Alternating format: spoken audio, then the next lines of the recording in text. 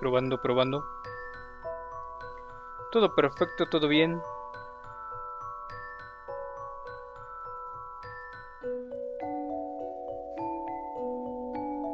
Ok, no me veo. Ok. Volvemos una vez más. Tercera parte de esto que sería IRL. Historias y relatos de terror. Unas cuantas anécdotas, posiblemente. Como ya lo había dicho antes, las historias que cuento, en todo caso, son transmitidas a través de personas que las vivieron. Son de noticias que al paso del tiempo han perdido un poquito, vamos a decir, la fuente. Historias que comienzan siendo noticia en algún periódico y al paso de los años terminan siendo historias que posiblemente las personas dejan de creer o llegan a olvidar que tan fiables son ciertas historias.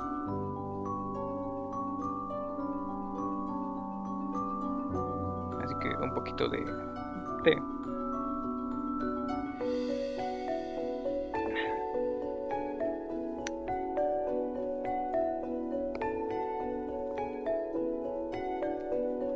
La primera historia, esta historia me la contó mi padre y habla acerca de un pueblo cerca de Morelos. Este pueblo, junto con toda la gente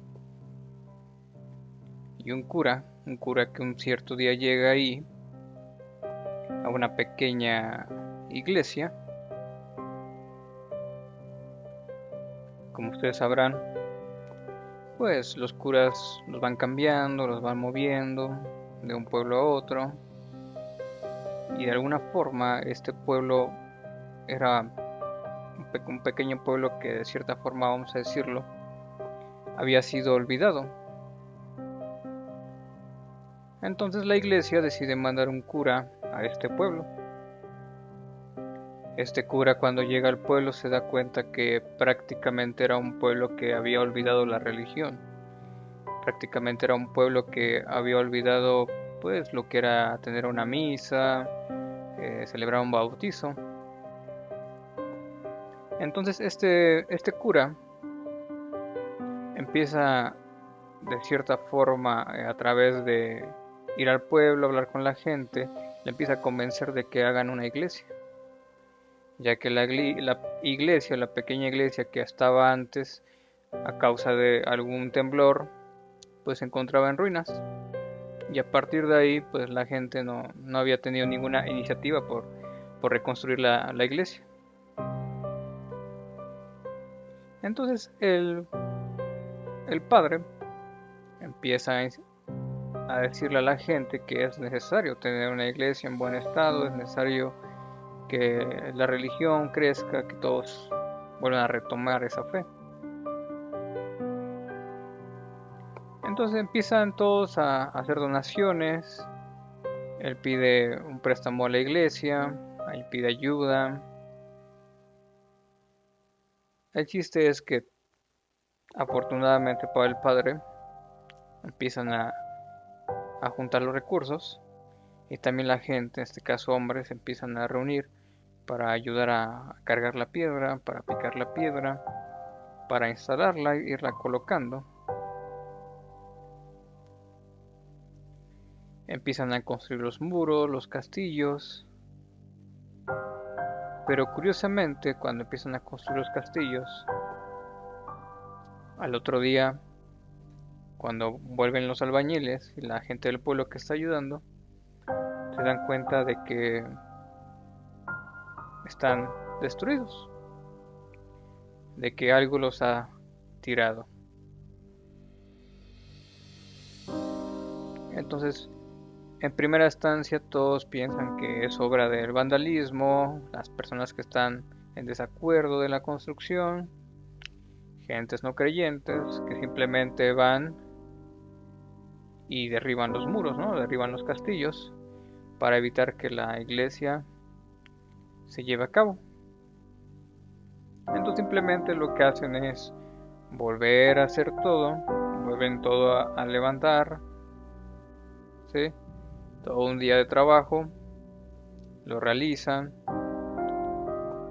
termina su respectivo día de trabajo y al día siguiente, pues, al llegar a la mañana siguiente, se dan cuenta que otra vez, de alguna forma extraña, han sido derrumbadas. Otra vez todo lo que levantaron estaba tirado. Los trabajadores empiezan a pensar, ¿no? Posiblemente, lejos de ser una queja, pues empieza a ser ya algo mal, algo de mal gusto, ¿no?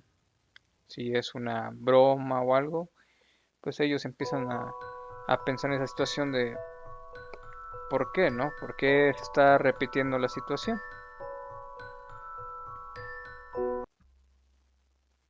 Entonces van con el cura, o el padre, el sacerdote, como lo quieran escuchar, y le expresan que ya van 2 ocasiones en las que les tiran la construcción. Entonces el bueno dice, posiblemente, pues son personas que están jugando una broma o no están de acuerdo. Vamos a intentarlo una vez. Vamos a levantar de nuevo la construcción y se llevará a cabo la obra, ¿no? Entonces el sacerdote pues anima a la gente a que por tercera vez lo vuelvan a hacer y que pues para el día siguiente que ellos lleguen ya verán que todo está bien y que esta gente que está haciendo pues la broma o de cierta forma tratan de expresar su inconformismo, pues ya de 2, 3 veces que lo han, bueno, en este caso 2 veces que lo han hecho, pues ya no ocurrirá. Entonces la gente del pueblo, otra vez, los albañiles y la gente que está ayudando, vuelven a la obra, otra vez todo el día, levantan los muros, levantan unos castillos y se van temerosos, terminan sus horas de trabajo, su jornada laboral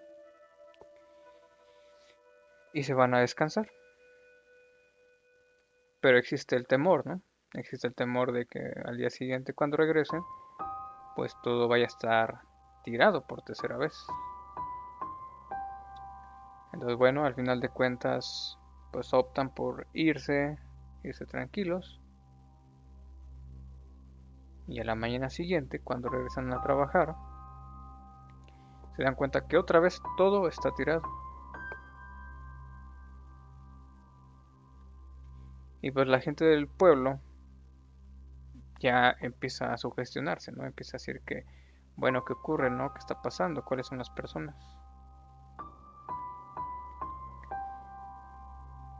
Entonces empieza a decir la gente del pueblo que sería buena idea que alguien de ellos se quedara a cuidar, ¿no? A vigilar qué es lo que realmente está pasando. Pues la gente del pueblo entre todos empiezan a señalarse, a decir tú y nadie quiere, ¿no? Existe el temor de que si son gente que está vandalizando la obra, pues puede causarles daño. Entonces el sacerdote pues simplemente dice, no, ninguno de ustedes se preocupe, yo me voy a encargar de venir a cuidar la obra en la noche. Pues todos de momento y en un principio puede ser la sorpresa, ¿no? Entonces unos se ofrecen a acompañarlo, a lo que de manera extraña pues el sacerdote no acepta ninguna compañía, no acepta que absolutamente nadie del pueblo lo acompañe. Él dice que él solo se va a presentar y que cuando todos se hayan ido después de trabajar es justo la hora en la que él va a llegar.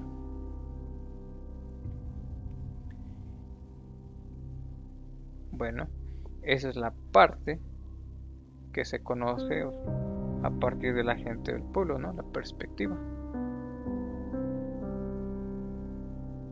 La perspectiva del sacerdote es que cuando él escucha que una y otra vez están tirando la construcción, los cimientos de una iglesia, y que de alguna forma sabe que las personas del pueblo o ciertas personas del pueblo no serían lo suficientemente capaces como para hacer tal cosa, él empieza a idear, ¿no? Existen cosas que él piensa en su mente y que la gente del pueblo pues tal vez no entiende. Así que el sacerdote pues se dirige en la noche, cuando ya todos los trabajadores se van pasando las horas, vamos a decir que todos terminan de trabajar a las 8 de la noche, el sacerdote llega a esas horas y justamente pues llega, se sienta, se pone ahí en una posición cómoda a esperar.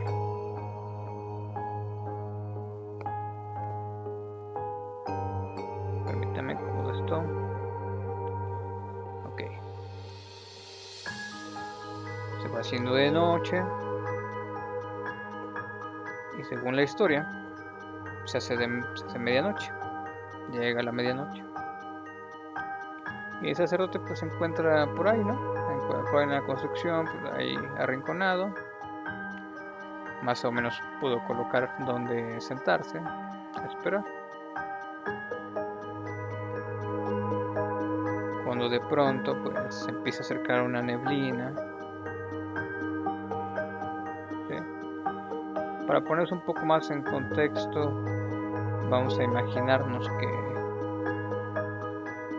el pueblo es un lugar un poquito árido, está un poquito rodeado de lo que serían arbustos y cactáceas, por lo que si nos imaginamos que la iglesia o los cimientos de la iglesia se encuentran en medio de un terreno plano, pues ya nos podremos dar la idea de imaginarse cómo llega una neblina y el sacerdote pues está solo, ¿no? Está solo en la construcción de la iglesia. Hay cimientos, no hay nada que lo pueda proteger y de alguna forma extraña ve como el ambiente se empieza a poner un poco pesado, ¿no? Al final de cuentas es un sacerdote y entiende pues esas diferencias. Él ve que dentro de la neblina empieza a salir un hombre vestido de charro. Y obviamente todos sabemos que el charro es una representación de lo que comúnmente es llamado al diablo, a Satanás. Entonces este personaje se empieza a acercar hacia el sacerdote y de manera muy amable pues se refiere a él. Vamos a decir que el sacerdote se llamaba Marco y le dice: buenas noches, señor Marco. El sacerdote pues inmediatamente sabe con quién está hablando y le dice: ya sé quién eres, ya sé que tú eres el que ha estado tirando la construcción y también sé que tú eres el que quiere evitar que yo construya una iglesia en este pueblo. A lo que este personaje le responde, según la historia,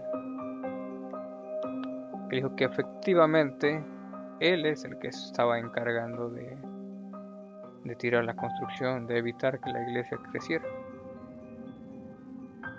Y le dijo: porque si tú haces una iglesia, muchas de las almas que en este pueblo ya me pertenecen se salvarán. Y si tú me las quitas, ya no hay almas para mí, ¿no? Almas que ya tenía ganadas.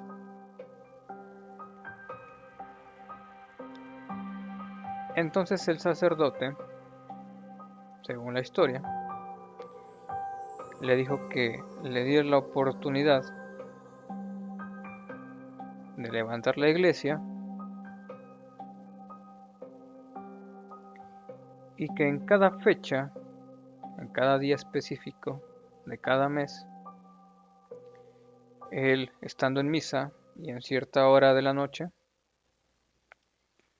él iba a dar después de dar una oración, una cierta oración, él iba a dar la oportunidad de que él en ese momento pudiera llegar y llevarse a las almas que le corresponden. Aquellas almas que realmente, por mucho que estén en la iglesia, por mucho que vayan a misa, pues no tienen salvación. Entonces pacta con este personaje. A lo que este personaje, este hombre vestido de charro, pues vamos a decir, acepta, ¿no? Uno y otro dentro del pacto pues salen ganando. La neblina se empieza a desvanecer. El hombre vestido de charro se va. Y el sacerdote pues con todo el miedo y todo pues se regresa a la iglesia a descansar. Al día siguiente toda la gente del pueblo, bueno, los trabajadores, los albañiles y la gente que estaba ayudando, pues van a ver al padre. Van a preguntar si logró ver quién era el que estaba o quiénes eran los que estaban tirando la construcción. A lo que el padre simplemente les dice que sí sabe quién era el que estaba tirando, pero que eso no era importante, que ya había hablado con esta persona y que ahora en adelante la construcción de la iglesia podía seguir sin ningún problema. Nadie la iba a tirar y que ahora sí podían estar seguros de que la iglesia podía terminar de construirse. Pues bueno, la iglesia se construye, terminan la iglesia y como era de esperarse, pues el sacerdote tenía que cumplir su pacto. Entonces la historia también cuenta que en ese pueblo se empezó a hacer realmente famoso el siguiente suceso. El padre, como había dicho, como había pactado, en cierta fecha de cada mes y a cierta hora de ese día, después de terminar la misa, el padre le hacía la invitación a este ser, diciéndole que ahora era momento de que él podía entrar a la casa del Señor para llevarse a los que le pertenecían y dejarle pues a los que son de Dios. Entonces cuenta la historia que de un momento a otro entraba un aire que abría las puertas de la iglesia, apagaba las luces, que realmente eran puros cirios, puras velas que mantenían iluminada la iglesia. Todo se apagaba, todo se quedaba en oscuridad. El padre, de acuerdo a lo pactado, esperaba unos cuantos minutos. Después daba la orden a los monaguillos de volver a encender las velas. Volvían a encender las velas. Y cuando encendían las velas, ya no, ya no estaban todos. Ya faltaba uno por aquí, otro por allá. Desaparecían. Las personas simplemente después del apagón desaparecían. Y esta historia se hizo muy famosa porque de hecho en esas fechas la gente que llegó a estar en esa misa pues de cierta forma tenía miedo, ¿no? Porque se podía repetir ese evento.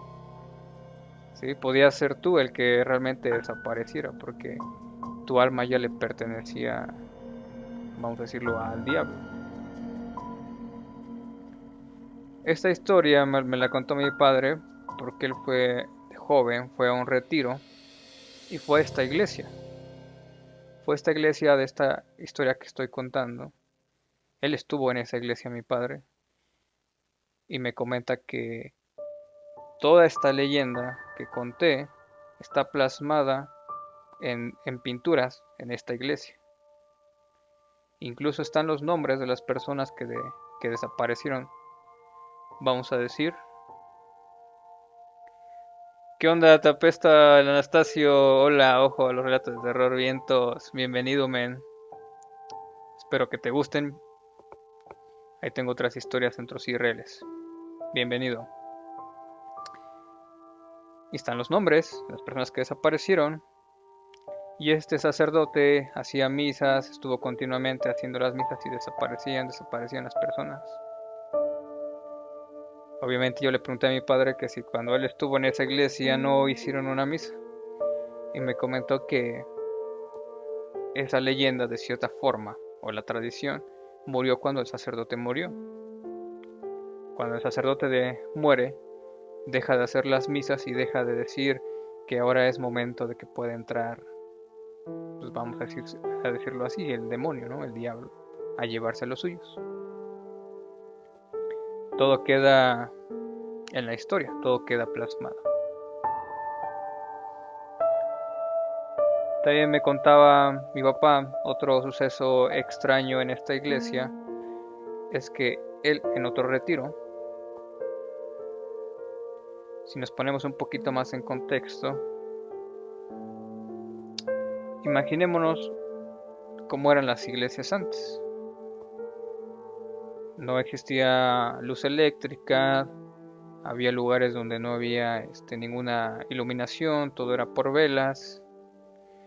O sea, el simple hecho de que fuera una iglesia, pues en las noches era realmente muy tétrico. Entonces me comenta mi padre que en unos retiros se sabía que existía una especie de mini manantial, y en el cual también se sabía, y todos sabían, y todos estaban advertidos, que en ese pequeño manantial que hacía conexión con la iglesia existía como yo llamaría, un ojo de agua, un remolino también, en el cual no te podías meter porque serías tragado y no habría manera de sacarte. Entonces cuenta mi padre que uno de los, vamos a decirlo así, mi padre tenía 12 años y los retiros espirituales realmente son de 12 años y juntan con personas de diferentes edades, 12, 13, 14, 15, 18, y los van agrupando. Entonces mi padre dice que él ve como un joven de 17 años, cuando mi padre tenía 12, ve cómo se empieza a apartar del grupo y de alguna forma extraña se empieza a meter en lo que sería el manantial y se empieza a reír de una forma extraña mientras hace señas con la mano de adiós. Mi papá dice que él no lo puede entender hasta la fecha porque dice, no entiendo si era una broma, no entiendo si era simplemente una locura de él o qué pasó, pero de alguna forma, de un segundo a otro, su aspecto, su actitud cambió. Entonces mi padre que ve cómo se va acercando precisamente donde está el remolino, llega al remolino y ven cómo es, pues vamos a decirlo así, succionado, ¿no? Poco a poco se va hundiendo y nada va sacando sus dedos hasta que los dejan de ver. Ellos esperaban poder ver cuando saliera, pero nunca salió.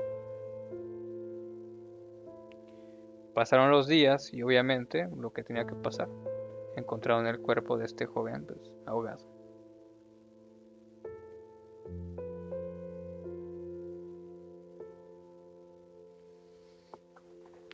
Sucesos, vamos a decir, extraños y que realmente hay muchas personas que creen que no pueden ocurrir, ¿no? O que son falsos, o que todo está en la mente.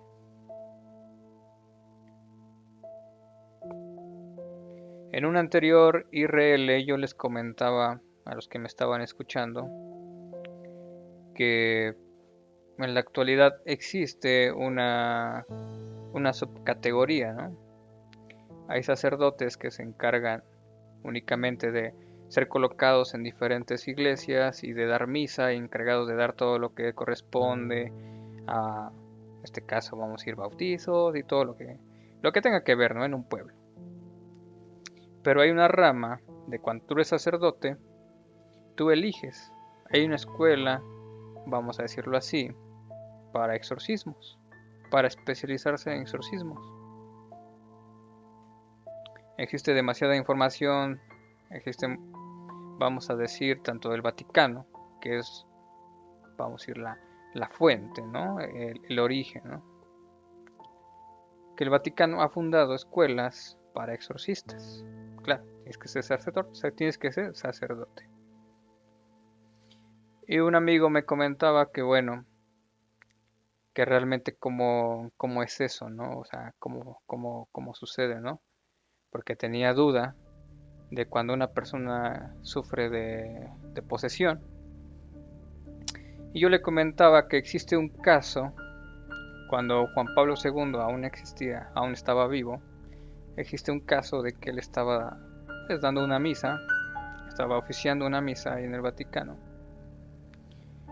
y que de un momento a otro una mujer empezó a actuar de una manera extraña. Se tiró en el suelo y empezó a convulsionarse, y inmediatamente la gente pues se dispersa. Tú al ver una persona así pues no te quedas ahí, ¿no? Te asombras. Pues bueno, lo que resultó es que esta joven había caído en posesión dentro de la iglesia frente a los ojos de Juan Pablo II. Y me preguntaba mi amigo, me decía, oye, ¿eso realmente puede ocurrir? O sea, ¿en qué momento está uno disperso, ¿no? O sea, ¿en qué momento está uno libre o de cierta forma a salvo, ¿no? Y yo le comento, ¿qué onda, Emanuel? 120599. Bienvenido. Espero te gusten las historias, los relatos. Y ya sabes, relatos de terror IRL. Gracias. Me preguntaba que si realmente era fácil o como que llega el sacerdote y listo, expulsa al espíritu, ¿no? Lo que sea. Y yo dije, bueno, existen casos del Vaticano que es un proceso que a veces se pueden llevar 9 o 12 años.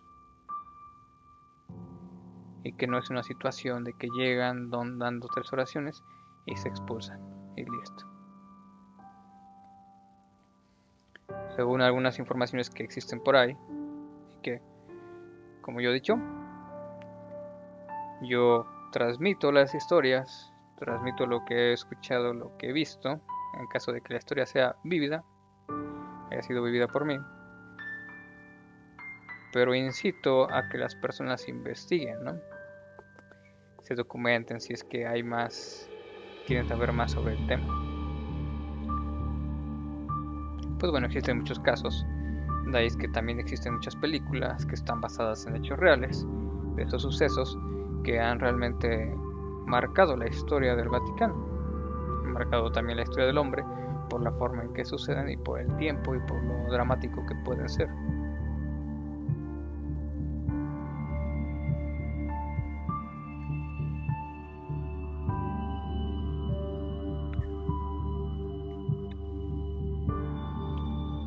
Bueno, con eso concluiríamos parte de lo que fue la primera historia y algunos comentarios ahí acerca de más o menos el tema. Hay otra historia que se contó hace muchos años. Bueno, más que nada estuvo escrita. A ver, permítanme. Déjenme muevo esto. Ok.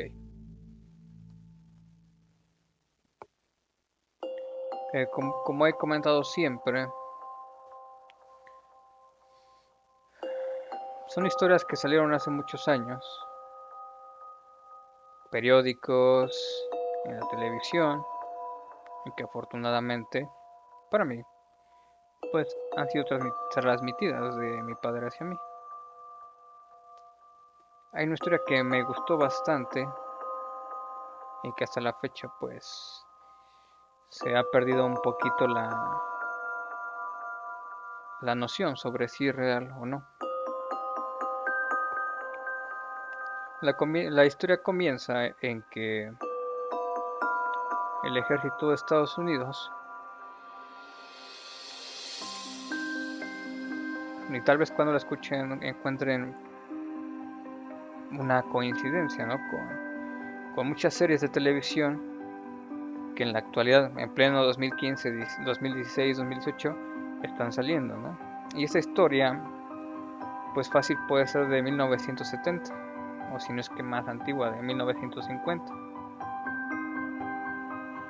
Perdón. Vamos a decir que esa historia es de 1950 y que está teniendo un efecto ahora en 2015, 2016, 2017, ¿no?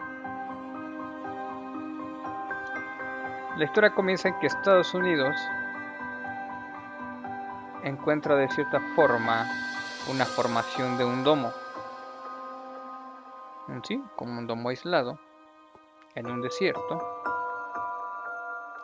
Y lo extraño es que existe una casita en medio del domo. No hay manera de entrar y por ende tampoco hay manera de salir.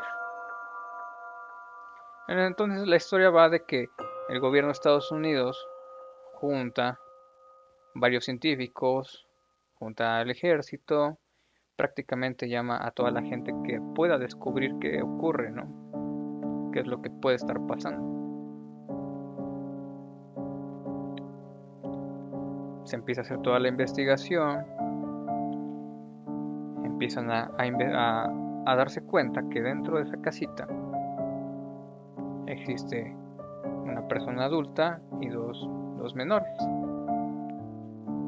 Va a ser más específico, es un niño y una jovencita aproximadamente como de unos 15, 16 años. Y el señor, un señor de aspecto de una persona como de unos 50, 60 años. Se empiezan a dar cuenta que de alguna forma, vamos a ir, estos personajes que viven dentro de ese como burbuja, no pueden ver a las personas que están fuera, y los que están fuera sí pueden ver a los que están dentro de esa burbuja.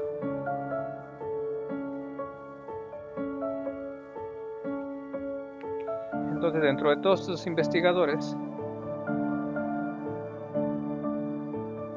hay un joven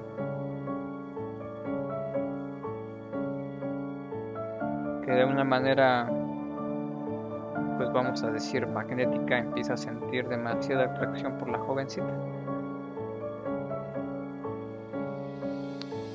Pasan los días y se empieza de cierta forma a enamorar, ¿no? Vamos a decirlo así.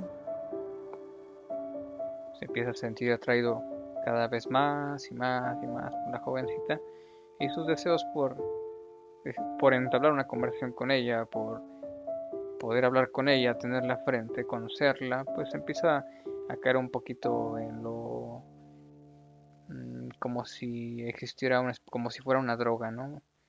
Lo empieza a necesitar demasiado.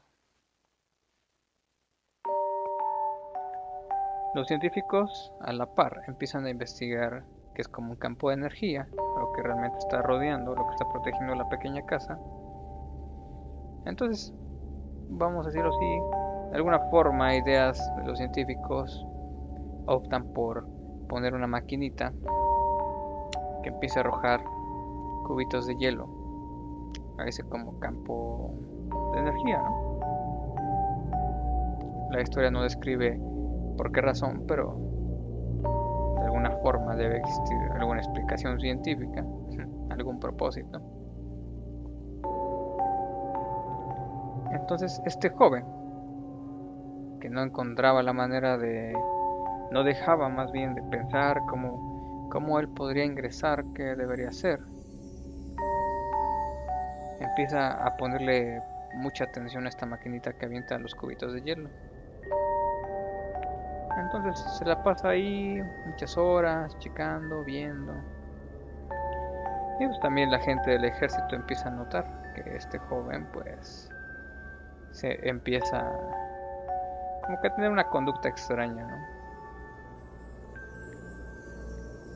Y este joven se da cuenta que después de arrojar 6 cubitos, el séptimo pasa.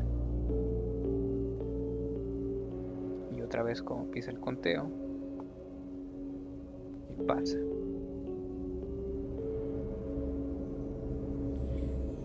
Entonces él empieza a darse cuenta que existe un patrón, ¿no? Existe un momento en el que se puede acceder al interior de ese escudo.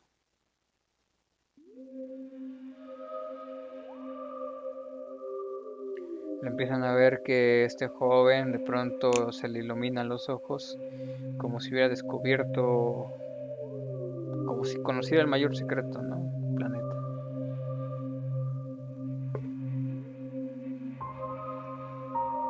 Lo ven que de un momento a otro el joven se pone de pie, se aleja unos cuantos metros, lo ven que en sus ojos está algo, ¿no? Está ideando algo, va a hacer algo. Un militar que llevaba tiempo viéndolo se da cuenta que efectivamente, ¿no? Todo su lenguaje corporal dice que efectivamente está a punto de hacer algo, pero nadie sabe qué va a hacer.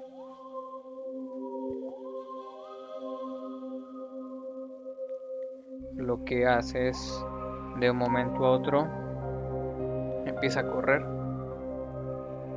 con todas sus fuerzas.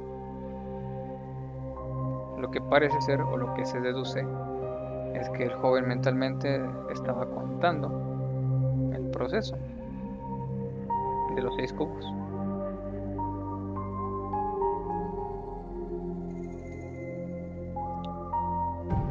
Cuando va para el séptimo, él brinca dentro del escudo y efectivamente logra caer dentro del escudo.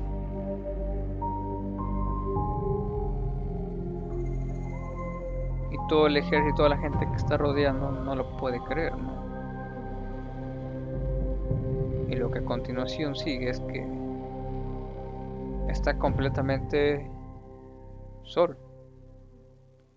No hay nadie que lo pueda sacar, no hay nadie que lo pueda apoyar. Simplemente pueden, a partir de ese momento, pueden observar lo que va a ocurrir. Se dan cuenta que el anciano está leyendo un libro, le está leyendo como unas historias a la jovencita y al niño. Ni siquiera se han dado cuenta que este joven se dirige hacia ellos. A lo que la gente del ejército, mediante golpes en el, vamos a decir, este domo de cristal o de campo magnético, cualquier energía, no los puede escuchar, ¿no? Él está en otro, vamos a decirlo así, aparentemente otra dimensión. Entonces él se va dirigiendo hacia la casita y hacia estos 3 personajes, ¿no? Aparentemente humanos.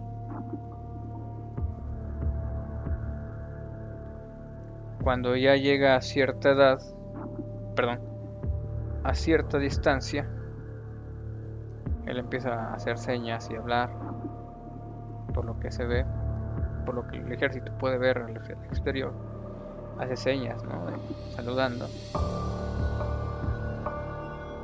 Y ven como la jovencita se pone de pie, se queda un momento estática, los 3 se quedan estáticos y el anciano hace señas, ¿no? Le hace señas de que se vaya, que corra. Es lo que se puede deducir, ¿no? Por sus gestos. A lo que el joven no hace ningún caso y sigue avanzando. Después de unos segundos, ven como la jovencita sale corriendo, se dirige hacia el joven. Y aparentemente el joven está contento, ¿no? Piensa que lo van a recibir, piensa que la jovencita de alguna forma le corresponde tal vez lo que él piensa o siente por ella.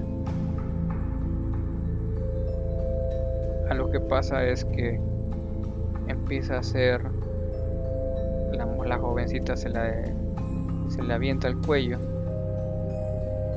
y lo empieza a morder y lo empieza a desmembrar. El niño que ya venía atrás de ella, siguiéndole los pasos, igual se abalanza contra el joven y lo empiezan a devorar. El ejército ve como el joven es desmembrado vivo, devorado vivo. Es una carnicería. El anciano se toca la cabeza y hace gestos como de que esto no puede estar pasando, ¿no? Esto no es posible. Todo lo que relatan es que el anciano toma el libro y comienza a hojear algo, ¿no? Como si buscara algo en el libro. De pronto se detiene de buscar y empieza a leer algo. Y empieza a hacer señas con la mano. Y ese aparente iglú, ese campo de energía, desaparece.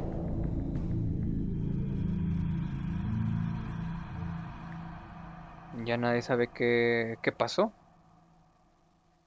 Los reportes quedan en que simplemente el campo, lo que había dentro del campo de energía desapareció. El joven fue devorado y los registros cerrados. Y jamás se vuelve a contar sobre esta historia. Y esta historia se va perdiendo a lo largo de los años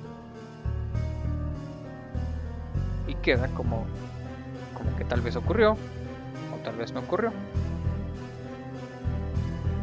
A lo que precisamente cuando yo veo la serie que se llama El Domo, pues prácticamente estamos hablando de lo mismo, solo que claramente con un poco más de trama, ¿no?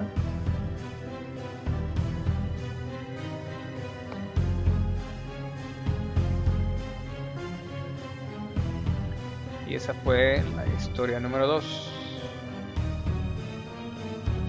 Sería interesante, si alguien tiene curiosidad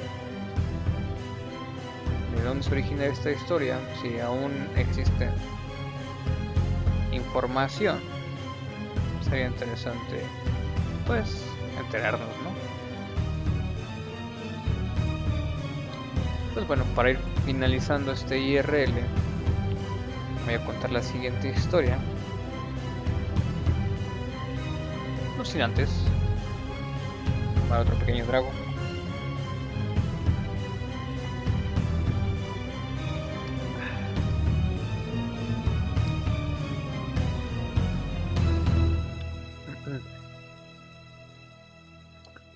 Bueno, obviamente en el directo dice Español México. Yo soy de México. Y aquí en México hay un lugar que se le conoce. Bueno, está la Ciudad de México. Y no muy lejos de ahí existe Toluca, que es otra ciudad. Para llegar a Toluca existe un camino. Y precisamente ese camino es la carretera. Cruza. Vamos a poner un poquito este tipo de música. Ok. Esta carretera, una carretera, vamos a decir la autopista para llegar a Toluca, atraviesa una zona que se conoce como el Desierto de los Leones. Aunque de desierto no tiene nada. Realmente yo alguna vez pregunté que por qué se le decía Desierto de los Leones si no hay leones y no hay desierto. En alguna ocasión me dijeron, pues posiblemente antiguamente fue un desierto y sí existieron los leones, no se sabe realmente a ciencia cierta por qué, pero así se llama, así se le conoce como el desierto de los leones. Y en este desierto de los leones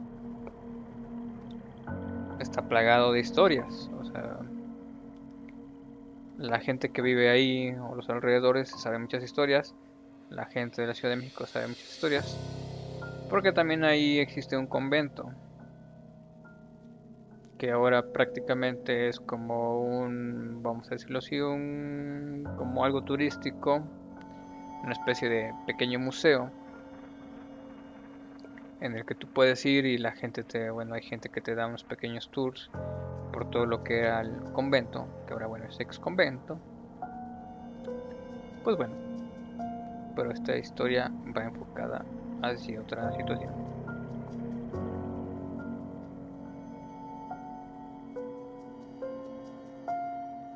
Y esa historia le ocurre, fue contada de un amigo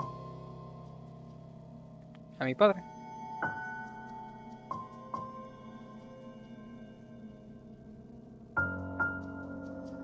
Este joven trabajaba en una fábrica de textiles haciendo ropa de bebé.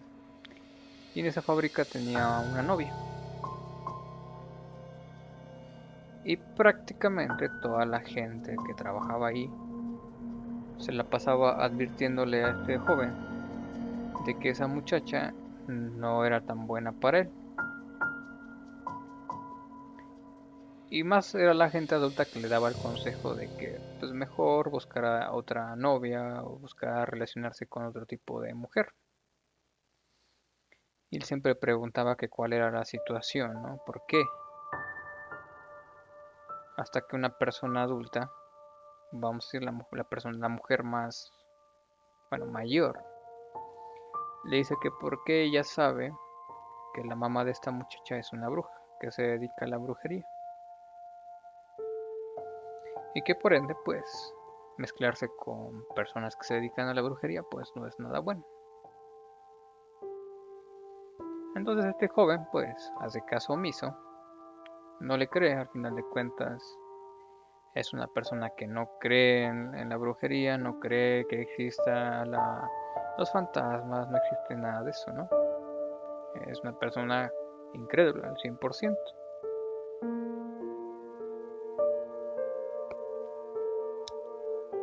Este joven, al igual que su novia, vivían cerca, muy cerca de este lugar, Desierto de los Leones, que los Desiertos de los Leones es un bosque, es una zona muy llena de bosque, no es una zona boscosa.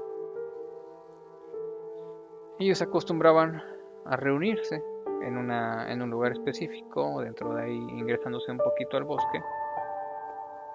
Ellos pues, tenían sus citas ahí.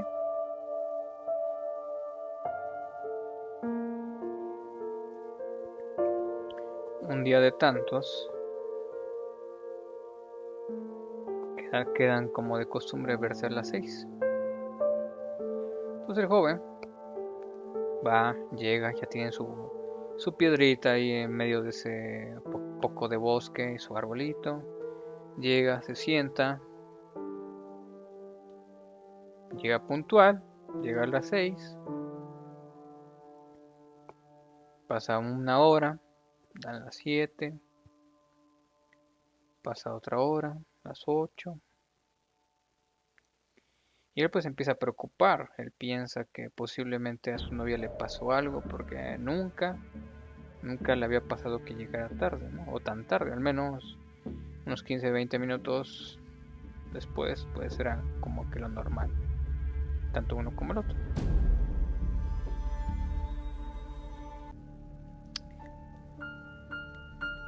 Entonces él empieza a pensar, bueno, la voy a esperar un poco más, entre molesto y preocupado, no sabe qué ocurre. Entonces él se dispone, ¿no? Él dice, bueno, unos 15, 20 minutos me voy, ¿no? Ya serán cuarto para las 9. Realmente ya es una hora, pues no muy apta para estar ahí. Ya prácticamente está todo a oscuras.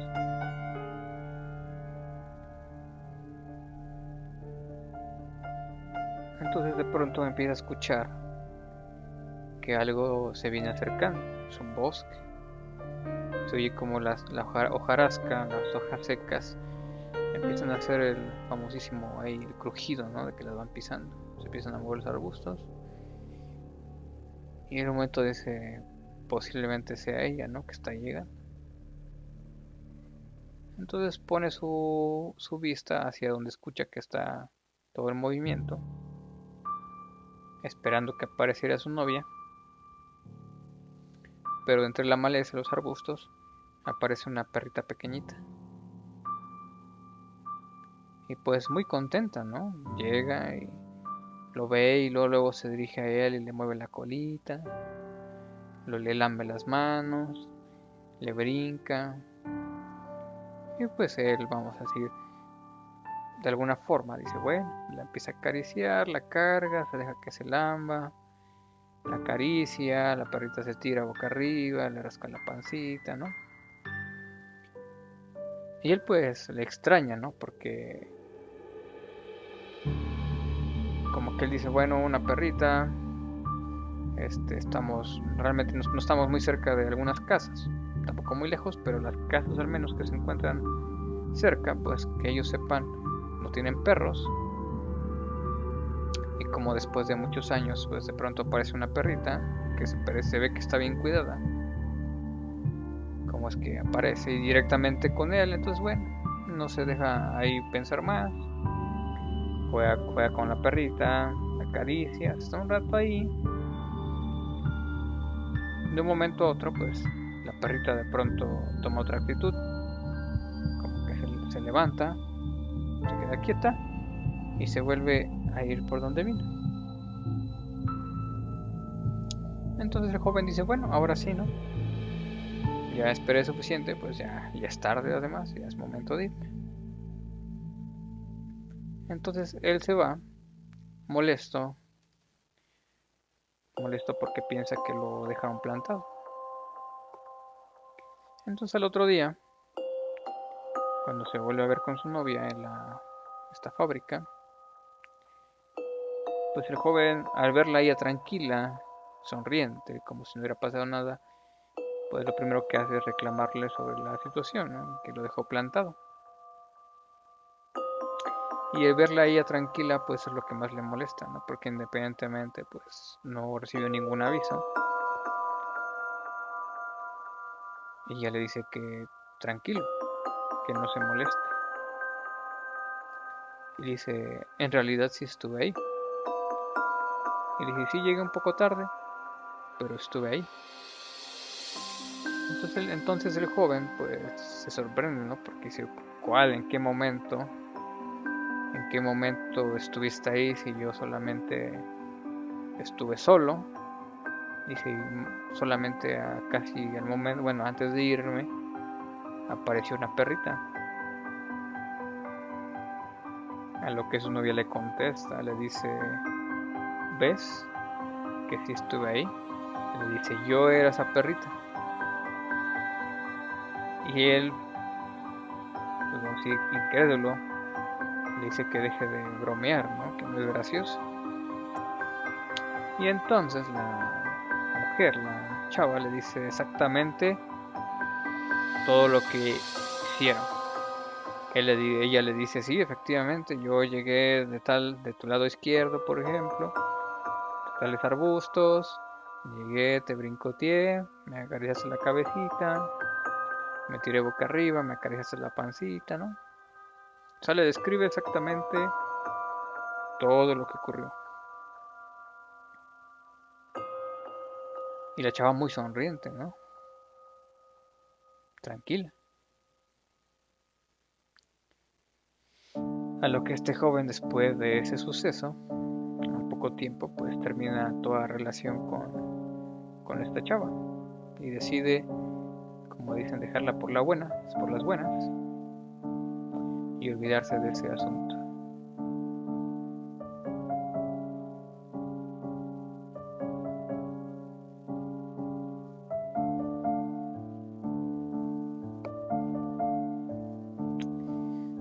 Y esa fue la historia número 3 extenso o algo cortito, pero que las personas que las cuentan realmente lo vivieron. Para ellos fue algo real y el relatarlo pues muchas veces es con ese temor a que te crean o no.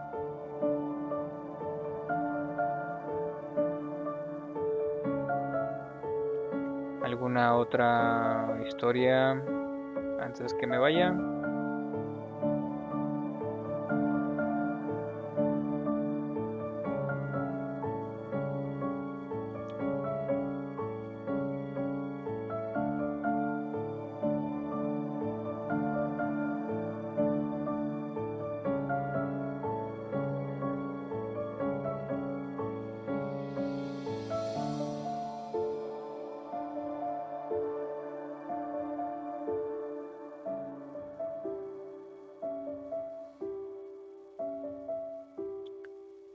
Pues bueno, fue un gusto para mí estar aquí.